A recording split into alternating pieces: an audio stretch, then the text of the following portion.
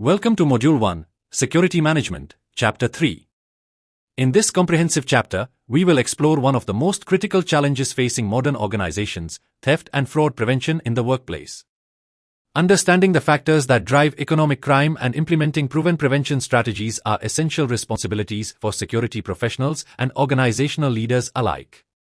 Throughout this presentation, we'll examine the mechanisms of workplace theft and fraud, the organizational vulnerabilities that enable these crimes, and most importantly, the practical strategies and best practices that security professionals can deploy to protect organizational assets and maintain workplace integrity.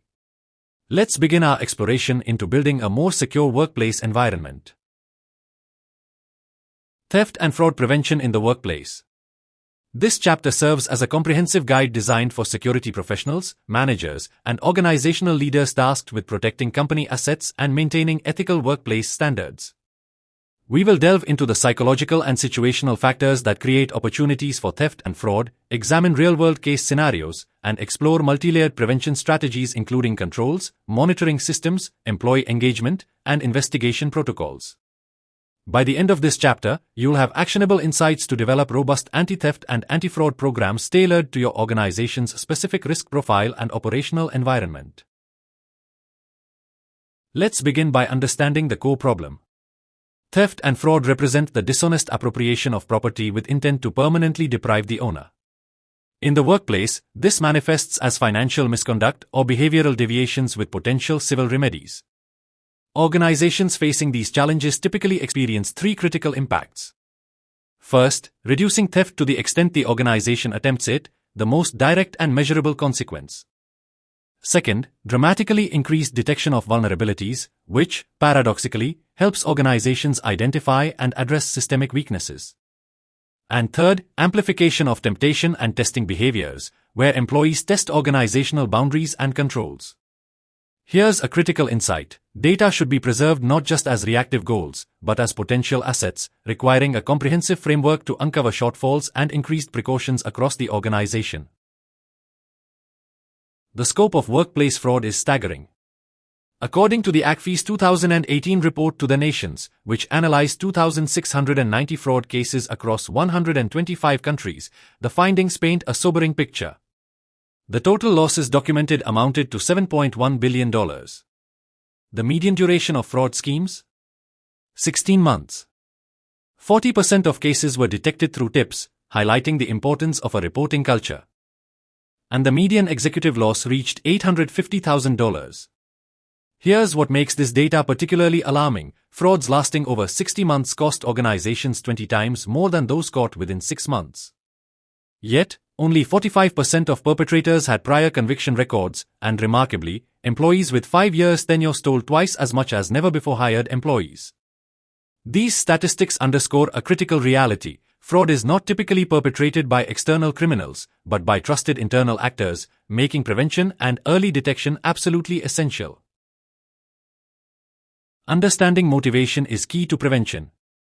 Decades of research have identified 5 interrelated psychological and situational factors that drive theft and fraud in organizational settings, first documented by Cressy and later expanded by researchers like Albrecht. These motivating factors can be organized into 5 categories. First, external economic pressures, financial stress, unexpected expenses, gambling debts, and living beyond one's means. Second, work and workplace factors, irregular employment patterns and perceived inequities in compensation. Third, opportunity, situations where internal controls are weak or easily circumvented. Fourth, rationalization, where employees justify their actions, dismissing moral objections. And finally, social control factors, the organizational culture, supervision levels, and the presence of effective oversight mechanisms. Understanding these 5 elements is crucial because addressing fraud isn't just about implementing controls, it's about creating an organizational culture that minimizes pressure, provides opportunity detection, and strengthens the social and ethical fabric of the workplace. Building on Cressy's foundational research, we arrive at the fraud triangle, a framework that identifies the 3 necessary elements present in every fraud incident: pressure, opportunity, and rationalization. Pressure encompasses financial difficulties, living expenses, and unmet needs, the motivating force. Opportunity represents actual vulnerable circumstances, weak control systems, and absence of monitoring, the enabling condition.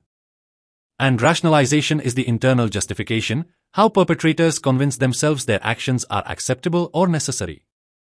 The critical insight: removing just one element can prevent fraud. No matter how much pressure exists or how rationally a person justifies their actions, fraud cannot occur without opportunity. This is why the investigation framework requires three key proving elements: perpetrator misrepresentation of a material fact, the victim's lack of knowledge regarding the misrepresentation, and victim reliance on the misrepresentation. The perpetrator must then act and cause successful accomplishment of the intended fraud.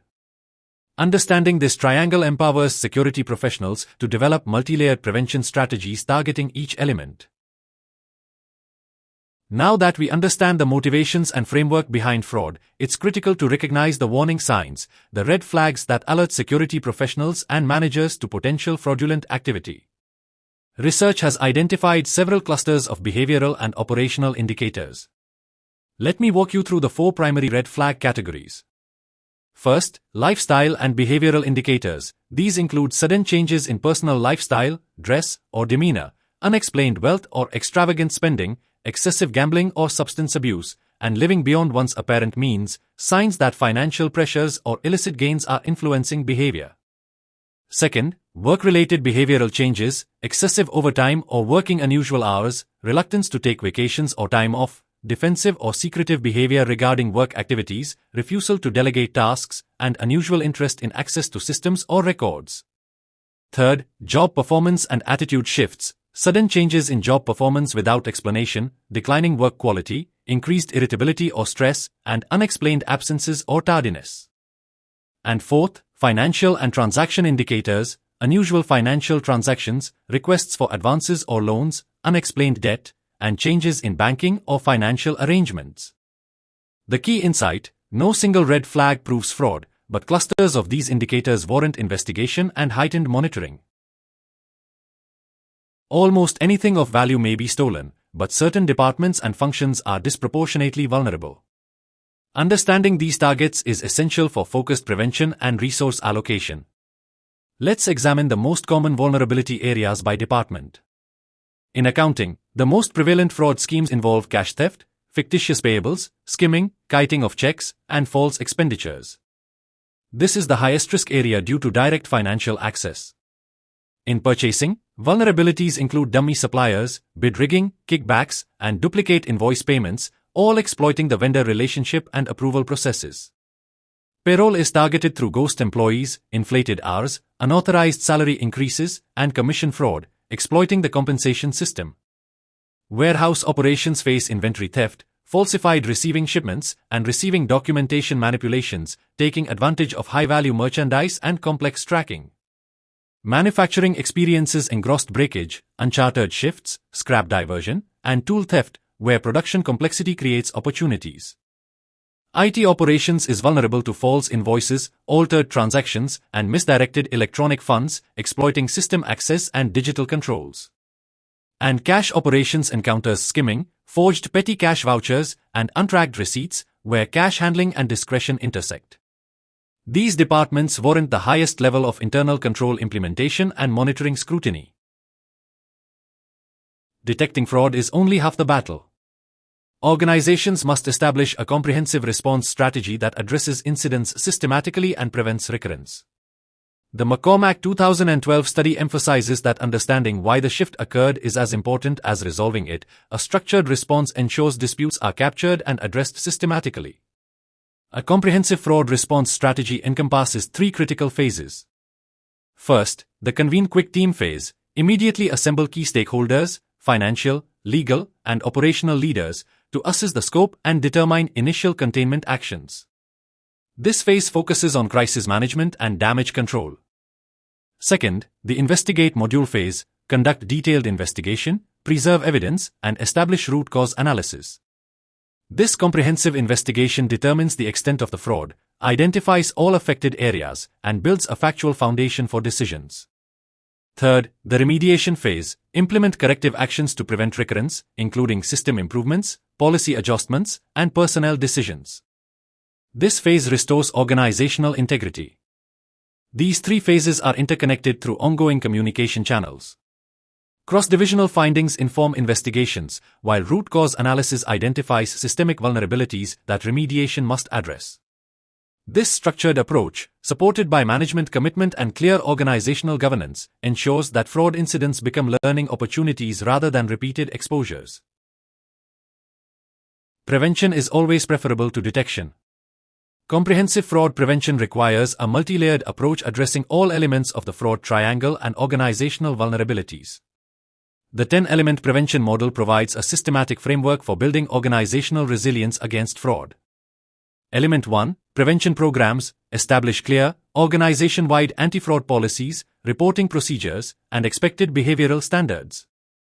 Element 2. Incident detection implement systems and controls to identify suspicious transactions, behavioral anomalies, and potential fraud indicators. Element 3. Root cause analysis. When incidents occur, systematically analyze underlying vulnerabilities that enabled the fraud. Element 4. Action and resolution. Implement swift, decisive corrective actions and communicate outcomes to reinforce organizational commitment to fraud prevention. Element 5. Compliance testing. Regularly assess control effectiveness through audits, spot checks, and compliance verification. Element 6. Continuous improvement. Systematically incorporate lessons learned and emerging risks into evolving prevention strategies. Element 7. Investigation. Establish robust investigation protocols to thoroughly examine suspected fraud and gather actionable intelligence. Element 8. Analysis. Evaluate investigation findings to identify patterns, systemic weaknesses, and perpetrator methodologies. Element 9. Investigation and forensics. Implement specialized forensic investigation capabilities for complex or high-value fraud. And Element 10. Continuous training. Maintain ongoing employee education about fraud risks, prevention responsibilities, and reporting mechanisms. These 10 elements, working in concert, create a comprehensive defense system that addresses pressure factors, eliminates opportunities, and strengthens organizational rationalization, building a culture where fraud becomes progressively more difficult and less attractive. Together, they transform fraud prevention from a reactive detective function into a proactive organizational capability. As we conclude this comprehensive exploration of workplace theft and fraud prevention, let's solidify the 3 critical takeaways that should guide your organizational strategy and personal professional practice. Our first key takeaway is prevention over reaction. Fraud prevention must be the primary organizational imperative. Implement robust controls, strengthen internal processes, and establish clear policies before incidents occur. Prevention is exponentially more cost-effective than investigation and remediation. As an organization, you simply cannot afford to be reactive. Our second takeaway emphasizes culture of integrity. Build and maintain an organizational culture where honesty and accountability are not just policies, but lived values. When employees see integrity modeled at all levels, from frontline staff to senior leadership, they internalize these values and become stakeholders in fraud prevention. Culture is your strongest defense mechanism. And our third critical takeaway is detect early, act swiftly. Even with the best prevention systems in place, threats will emerge. When they do, rapid detection and decisive action minimize organizational damage. Create monitoring systems that catch frauds quickly and establish protocols that enable swift intervention. As ACFE 2018 research confirms, it's incredibly important for organizations to implement proactive fraud detection mechanisms to catch frauds quickly and minimize their damage. Remember, fraud isn't an issue that will resolve itself. It requires organizational commitment, systematic processes, and continuous vigilance. Thank you for investing your time in this critical professional development content. Understanding and preventing workplace fraud is essential to protecting organizational assets, maintaining stakeholder trust, and ensuring sustainable business operations. If you found this presentation valuable and insightful, I encourage you to like this video. It helps us reach more professionals who need this essential knowledge. And please subscribe to our channel for future content on security management, financial controls, compliance, and other critical topics for organizational leaders and security professionals. Together, we are building a community of informed professionals committed to creating secure, ethical, and fraud-resistant organizations. Thank you, and we look forward to seeing you in our next presentation.